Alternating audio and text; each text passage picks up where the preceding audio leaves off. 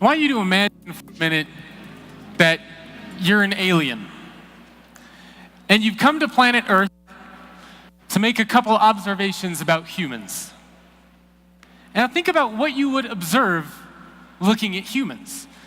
For starters, you would probably realize that there are around 7.5 billion people on planet Earth.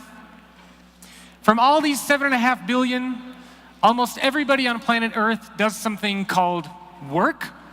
And from all of these people on planet Earth that do this thing called work, almost all of them don't like their jobs. And you'd go back to your friends and you'd say, guys, these people on Earth are crazy. Everybody's doing something. They're doing this thing called work and they don't like it. Now, what's really interesting is that if you look up the word employee in the dictionary, you will find that synonyms for the word employee include cog, servant, and slave. If you look up the word manager in the dictionary, you will find that synonyms include slave driver, boss, and zookeeper. And if you look up the word work in the dictionary, you'll find that synonyms include daily grind, drudgery, and struggle. So if you put these three things together, we are all cogs working for a zookeeper as we go about our daily struggle. Wow. Work sucks. And this is literally how we have built our organizations over the last 50, 100, 150 years. On top of these outdated ways of thinking about work. The interesting thing is that when we're young, nobody ever plans to work for a bad company. It's not as if when you're younger, your parents come up to you and they say, you know, Jacob, one day you're going to work for a terrible company. It'll be great. That doesn't happen. Yet somehow, most people in the world end up working for these types of organizations. How does that make any sense? Before I got married, I tried online dating. I'm not going to ask how many people here have tried online dating, but I did. And one of the things, if you've ever tried online dating, you'll know, is that sometimes the person whose profile you see online and the person who shows up to the date are not the same person. They look completely different, they sound completely different, they act completely different. And I think this is the same thing that's happening inside of our organizations.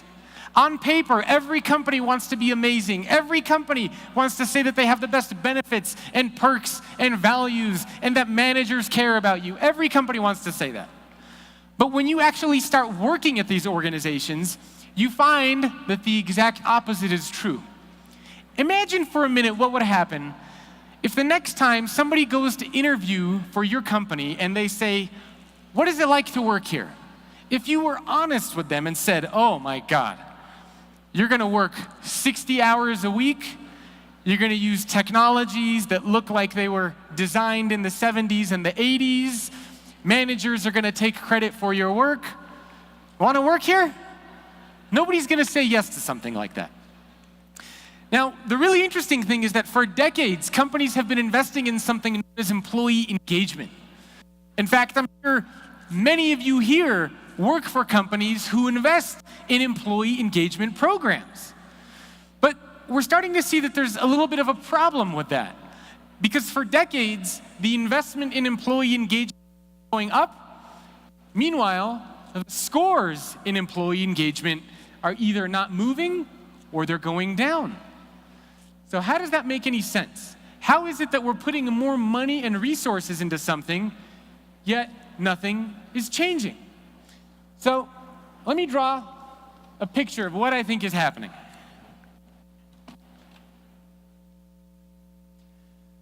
So on day one, as we talked about, nobody starts off working for your company saying, I hate it here, right? On day one, people genuinely want to work for your company. They're excited to be there. They want to know, what tools am I going to use? Which team am I going to be working with? They're genuinely excited to be there.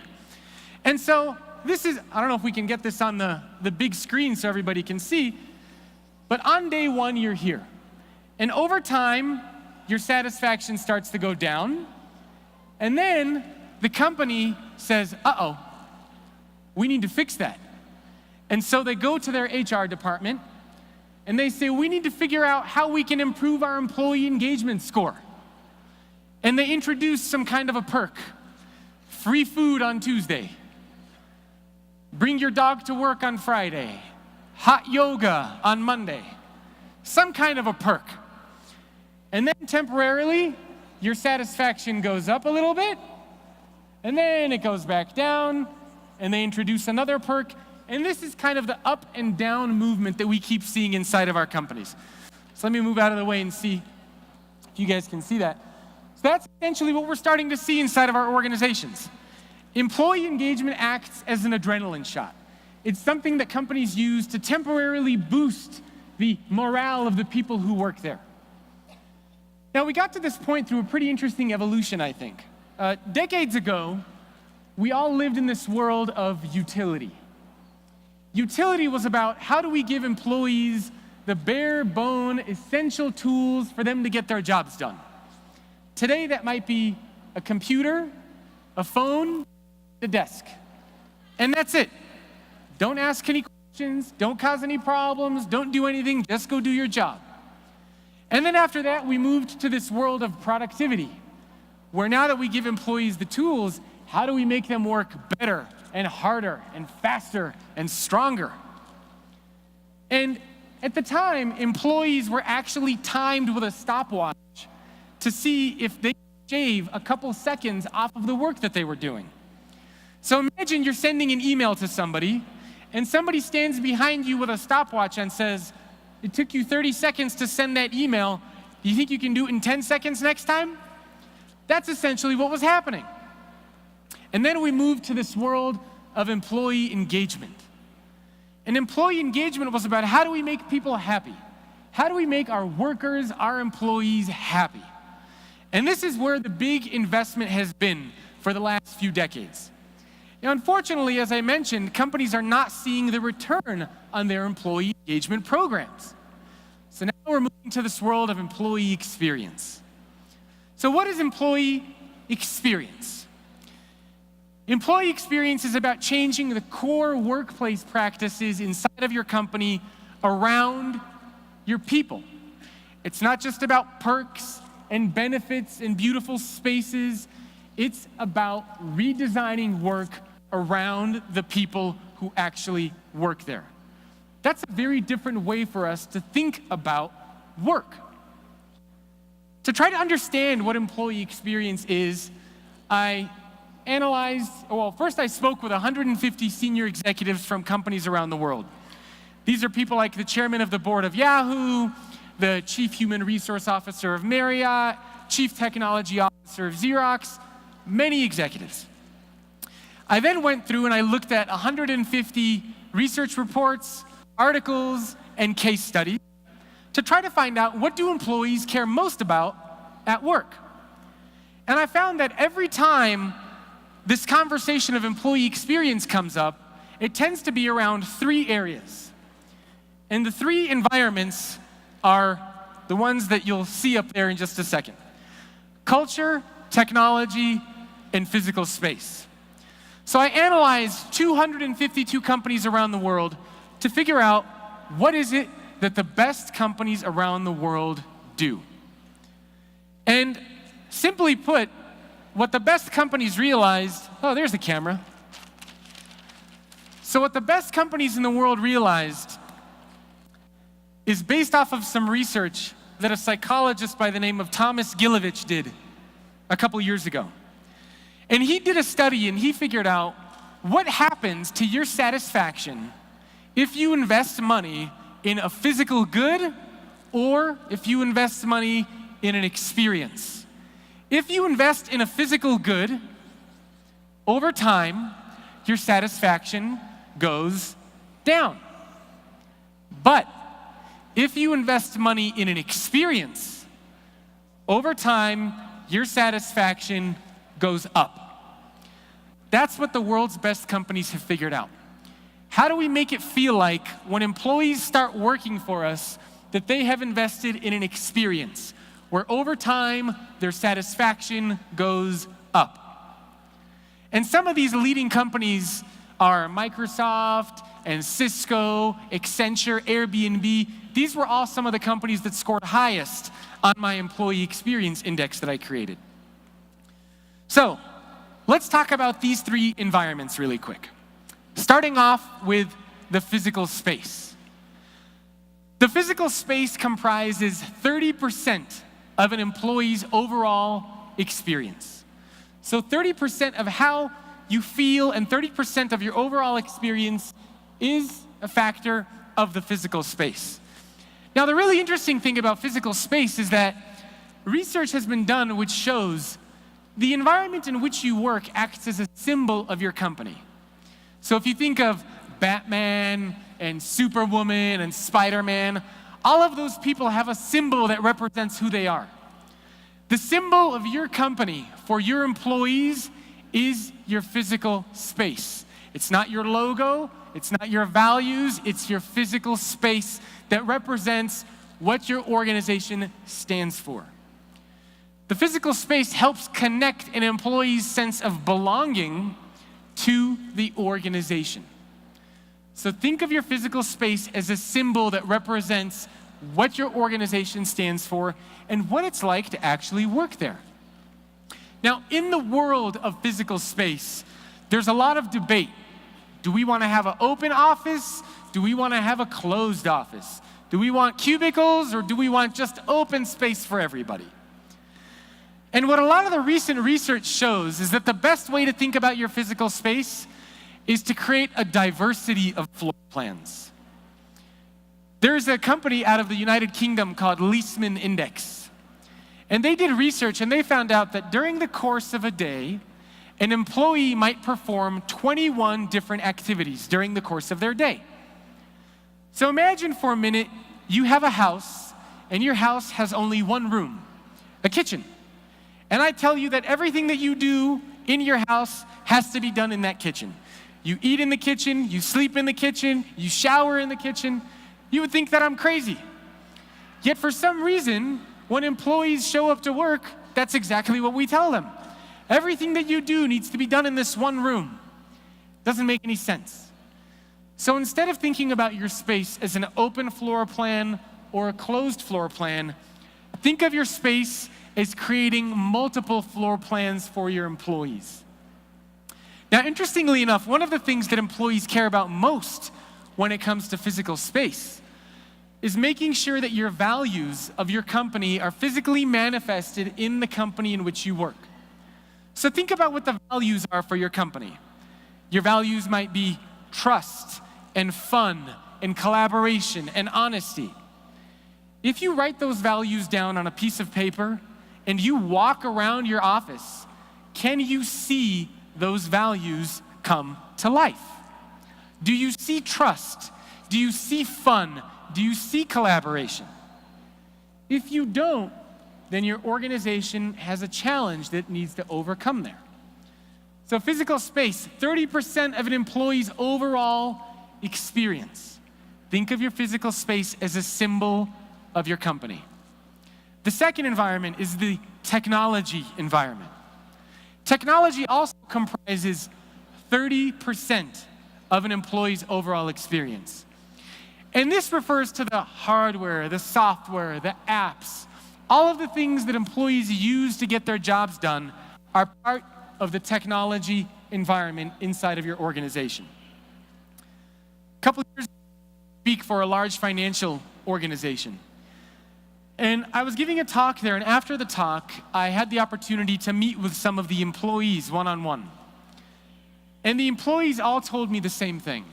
We love our culture, we love our physical space, but we're all thinking of quitting. And I thought, wait a minute, why would you want to quit this company if you love the culture and you love the physical space? They wanted to leave because it was a technology problem. When the technology inside of your company breaks down, all of the human aspects around technology break down. Communication, collaboration, trust, engagement, all of these things break down when employees don't have the right tools and resources to get their jobs done at work. Technology is the central nervous system of your company. Whenever we hear about the future of work, It is powered by, it is fueled by technology. One of the things that employees care about most when it comes to technology is giving employees tools that are so useful, so valuable, and so beautiful that they would consider using something similar in their personal lives if it existed. So technology, again, 30% of an employee's overall experience. And it's what powers the future of work. When technology breaks down, the human aspects inside of your company also break down. The last environment is corporate culture. This comprises 40% of an employee's overall experience. And corporate culture is usually the most challenging thing for companies around the world. Because unlike the other two environments, corporate culture isn't something that you can see. It's not anything that you can touch. Corporate culture is the one that you feel. And that's always the harder thing to do. How do you deal with feelings? I come from an immigrant family from the Republic of Georgia. And I was never a good student. But when I got to college, I studied really hard, I got good grades, and I was very excited for my first job out of college. And for my first job out of college, which was in Los Angeles, I went to go interview there, and during the interview process, I was told that I would be doing all of these wonderful and amazing things, traveling across the country, meeting with executives and entrepreneurs, and doing a lot of fun and engaging work. So naturally, I took the job because I was very excited to work there. And a couple of months into my job, I'm doing data entry, cold calling, PowerPoint presentations.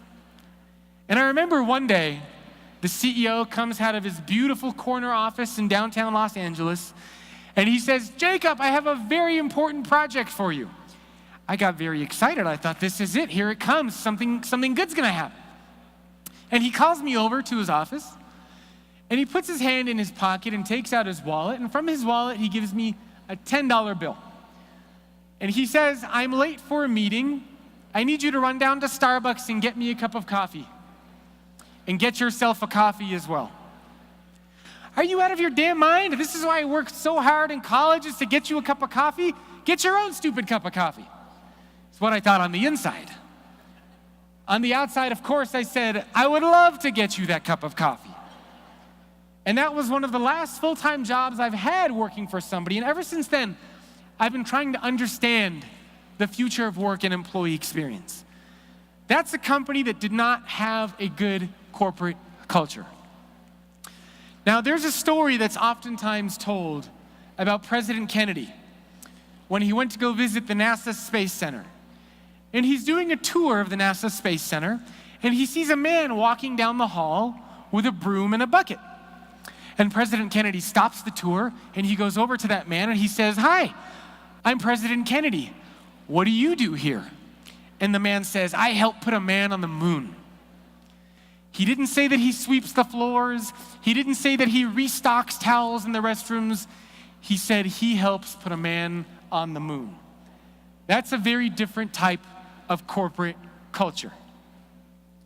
How do we understand and evaluate and measure corporate culture, though? There have been a lot of different ways and a lot of different theories that have been thrown out, and I'll share mine with you. I'm sure you have all had this experience. You're watching your favorite TV show on TV, and in the middle of a show, you see a commercial, and the commercial comes on for a prescription drug. And the side effects for this prescription drug are scary. Side effects include weight gain, hair loss, skin discoloration, bleeding from the eyes, and in some cases, death. And you think, who is going to take that kind of a drug? But most of us work for companies that have the exact same side effects. Most of us work for organizations where from prolonged exposure, you gain weight, you lose your hair, you argue with your spouse, bleeding from the eyes. We've all been to those meetings. and in some cases, death.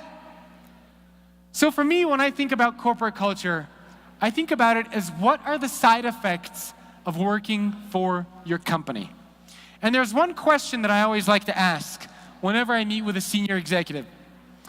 And I always say, if I could bottle up what it was like to work at your company, and if I could put it into a pill, and if I could give you that pill right now, would you swallow that pill? And almost every executive at every company always tells me, nope. So that's scary to me, because we as leaders and as managers and executives want all of our employees to swallow that corporate culture pill, but we are not willing to do so. That's a problem. One of the things that employees care about most when it comes to corporate culture is working for an organization where a manager acts like a coach and a mentor. Where a manager, where an executive believes that their reason for existence is to help make other people more successful than they are. That's a very different way for us to think about management and leadership. If you are in a position of power inside of your company, think about what it would be like if every day you showed up to work trying to help make other people more successful than you. That's what great managers and leaders do. That's what employees care about when it comes to corporate culture. So, these are the three things that comprise every single employee experience at every company around the world, regardless if you're in Mexico or in the United States or Japan or anywhere else. Now, oftentimes when people see this and people see these three environments of corporate culture, technology, and physical space, they always ask, what about the work? Where does the work fit with all of this? Keep in mind that I think an employee actually shapes a lot of their work. An employee decides what they want to study, what career path they want to take, what school they go to, what they major in, the company that they apply for, the role that they apply for. An employee has some kind of control over the work that they're going to do. What the organization controls are the three environments in which work gets done. So think about a time in your life where you have worked for a company and you didn't like your job. And you quit your job and you went to go work for another company. And the other company that you went to work for, same industry, same size, same location, and you're doing the same type of work. But now, all of a sudden, you love your job. What changed? It's not the work that you're doing that changed. It's the environment in which the work gets done. It's the organization's ability to design around culture, technology, and physical space. In fact, if there's one thing that you remember from this entire talk, it is that employee experience equals culture times technology times physical space. This is the employee experience equation. Now, a lot of the times people want to know, what's the ROI? Why should we bother doing this? Why should we invest in employee experience? Who cares? So to try to understand the ROI, I looked at a couple different things. First is from the 252 organizations that I looked at, I created several categories of companies. And you can see, there you go. You can see on the far right, those are experiential companies. These are the companies that did the best of designing employee experiences. And out of the 252 companies that I analyzed, only 6% of the companies do an amazing job of investing in employee experience. That's 15 companies, 6%. It's a very, very small number. On the other side, you can see inexperienced companies. Inexperienced companies are those that do nothing. There are 20% of companies out of the 252 that do nothing. And the other ones in the middle are just different categories that I created. So if these are the three environments, culture, technology, physical space, the experiential companies, the ones that do the best job, those are the ones that sit right here in the middle. And then there are other companies, just do good in culture, just do good in technology, just do a good job at physical space. And then you have some that do a good job of 2 out of the 3. And then you have the ones in the middle that do an amazing job at all 3. So there's a lot of room for growth. Again, 252 companies, only 6% of them invest and do a very good job of designing for all 3. So, looking at the ROI, I looked at a couple different things. The first, I took these experiential companies, those that scored highest on my index that I created. These are the Googles and Facebooks and LinkedIn and Airbnb. And I compared these top companies versus other companies on how often they appear on best of lists. And these are lists like best places to work, customer satisfaction hall of fame, most innovative companies. And I looked, do experiential companies appear on these lists more often than other companies? And the answer is yes. Depending on the list that you look at, experiential companies appear on these lists anywhere from 2 times as often to 20 times as often to 40 times as often. Then I looked at business metrics. So companies that do a good job of investing in employee experience, on average, have 4 times higher profit per employee. On average, they are 24% smaller, 40% lower turnover, and on average, almost 3 times higher revenue per employee. These are massive numbers. If you have a large organization, this translates into many, many millions of dollars inside of your company. The last thing that I looked at was stock price performance. So I took these 15 companies, these experiential companies, and I compared them against the NASDAQ, the S&P 500, Glassdoor's best places to work, Fortune 100 best places to work.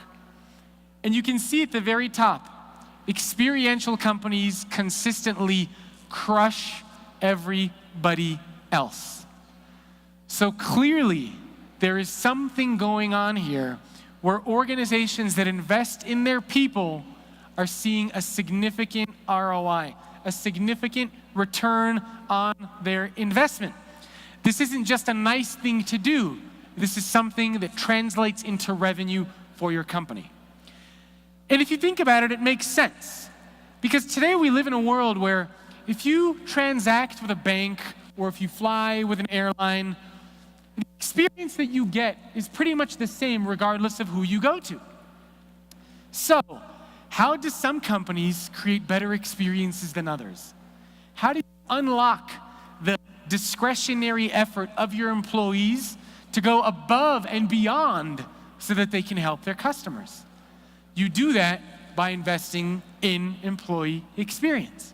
If you want your customers to treat, or if you want your employees to treat your customers better, then your company needs to treat its employees better. Invest in employee experience, and it will also drive superior customer experience. So where do we start? What can we start doing to design great employee experiences? A few things. The first thing that I found is that there's a very high correlation between companies that scored high on the employee experience index and companies that have what I like to call a reason for being. A reason for being is a non-typical mission statement that has 4 criteria. It's not centered on financial gain. It talks about the impact that the organization has to the community or to the world. It rallies and excites your employees, and it's something that cannot be achieved. It's reaching for the stars. So for example, to nurture the human spirit, 1 cup, 1 neighborhood, and 1 community at a time. Most people here know when I say that I'm talking about Starbucks. That is a reason for being. Now, the good thing about this is you can create this on a company level, you can create this on a team level, and you can create this on an individual level. So if you're in HR, or if you're in IT, or if you're in marketing, you can develop a reason for being for that team. You can even develop something for yourself as an individual. And ideally, you can create something for your company as a whole. The second thing that a lot of these companies do is they put people in positions of power who care about others. I know it sounds like a very common sense thing to say, but in business, common sense is not that common. And instead, what do? Is we take people who bring in the most amount of money, and then we promote them, and then we give them leadership training. Instead, why don't we take the people inside of our company who are good at engaging and empowering and inspiring others? Take those people, promote them, and give them management training. I think that will show that we can build a very different kind of company around that. So, in addition to putting people in positions of power who care, the third thing we need to do is to truly know our employees. And we know our employees on two levels. The first is on an individual level, meaning you need to have conversations with the people who work at your company. As a manager, as a leader, you need to know who your people are. And I don't mean doing a very structured, formal conversation. Come into my office, sit down. I'm going to try to get to know you a little bit. Not like that. You need to talk to your employees and have a conversation with them the way that you would with a friend, trying to get to know who they are, what they care about, what they value. So in addition to the human level, you also need to have it on the data level. You need to have data and information about the people who work there. This is why we're seeing so much investment in people analytics, in big data inside of our organizations, trying to know our people. One of the big trends that we've been hearing about quite a bit, especially in San Francisco, is getting rid of the annual performance review. I'm sure most of you have heard about that trend as well. Facebook recently wrote an article, and they said that they're keeping their annual performance review. And everybody said, what? Why would you want to keep it? And Facebook said, well, we have data about our people. And the data shows that the employees who work at Facebook like the annual review, but they want us to improve it. So you need to make decisions not based on what somebody else is doing, not based on what you saw in some report, but based on what makes sense for your people, because you have the data to support it and the data to show it. The last thing that organizations do a very good job of that invest in employee experience is they think of their company like a laboratory and less like a factory. Think of your organization like a laboratory. Factories are very linear. They're process-centric. They're about the status quo. Laboratories, on the other hand, embrace failure.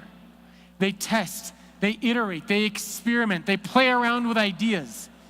That's how you need to think of your organization. Much more like a laboratory and less like a factory. And think for a minute, what would your organization look like in 10 years, in 20 years, if it invested in employee experience? What do you think would happen to your company if you did nothing? And when you look at these two paths, compare what these two different organizations would look like in 10 to 20 years. Investing in employee experience or not. And ask yourself what your company would look like, and if you would want to work for that kind of an organization. We all deserve to work for an organization that invests in employee experience. Thank you.